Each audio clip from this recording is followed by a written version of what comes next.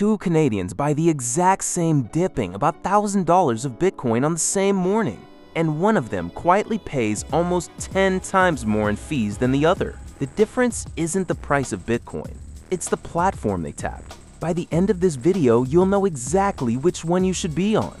I'm your crypto compass. Let's get your bearings.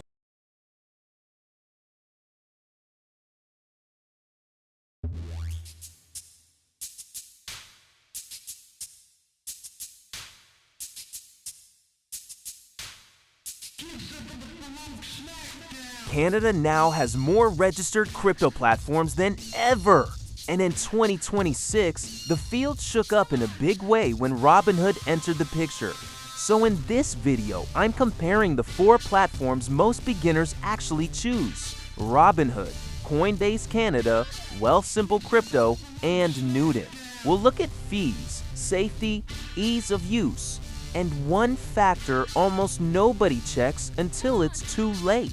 Stick around, because by the end, you'll know exactly which platform fits the kind of investor you are.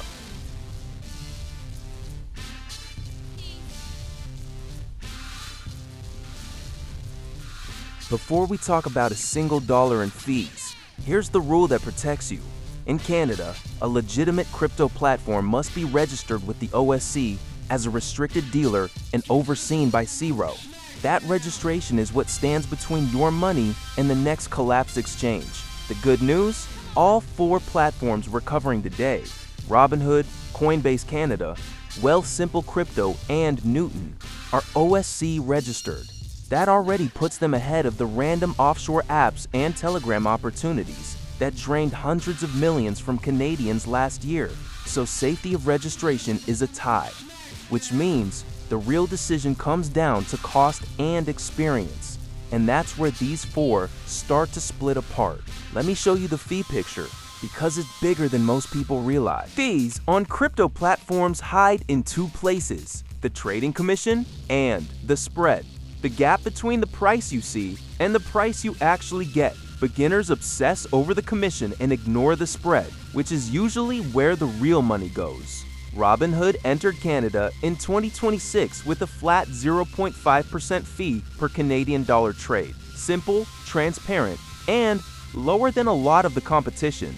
Newton is known for no trading commission and a tight spread, which makes it one of the cheapest options for plain buy and hold investors. Coinbase Canada is the most globally recognized brand, but that polish has historically come with higher costs once you add up spread and fees. Wealthsimple Crypto is the most beginner-friendly to open if you already bank with them, but its built-in spread tends to be wider than the dedicated crypto apps. Now, do these differences matter on a single small buy? Not much. But here's where it gets interesting for anyone planning to invest regularly. The best platform genuinely depends on what kind of investor you are. And this is the part most comparison videos skip. If you're a buy and hold investor, dollar cost averaging every payday, every fraction of a percent compounds over years. So, a low-cost platform like Newton or Robinhood's flat 0.5% will save you real money over time. And that matters even more in a market like today's. With the Fear and Greed Index sitting at extreme fear around 23, a lot of Canadians are dollar cost averaging through the dip, which means fees are working against them on every single buy.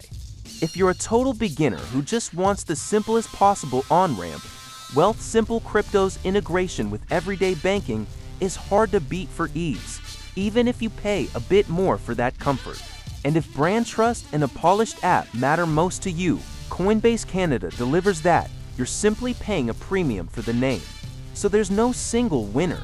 There's a winner for you. Let me put a bow on it with a simple decision framework. If you're finding this useful, hitting subscribe means you'll catch the next one. I break down Canadian crypto platforms and the news that actually affects your money every single week. Here's the decision in plain English. Want the lowest cost for regular buying? Look hardest at Newton or Robinhood. Want the easiest setup with money you already bank? Wealthsimple Crypto. Want the most recognized global brand and don't mind paying for it? Coinbase Canada. And one last thing almost nobody checks. whether the platform lets you withdraw your crypto to your own wallet. If a platform won't let you move your coins off it, you don't fully own them. All 4 allow it today, but it's the first question you should ask of any platform you ever consider. So, back to those 2 Canadians from the start. Same Bitcoin, same morning, wildly different fees. The one who paid almost 10 times more simply never compared spread. Only the headline commission. Now you know better. Check registration, check the true cost, and match the platform to how you actually invest. Do that, and you keep more of every dollar you put in. If this helped, subscribe and tap the bell. Next week, I'm breaking down whether Canadians can actually earn interest on stablecoins and what the banks don't want you to know about it. And tell me in the comments, which platform are you on right now? And are you happy with it? Drop it below. I read them all.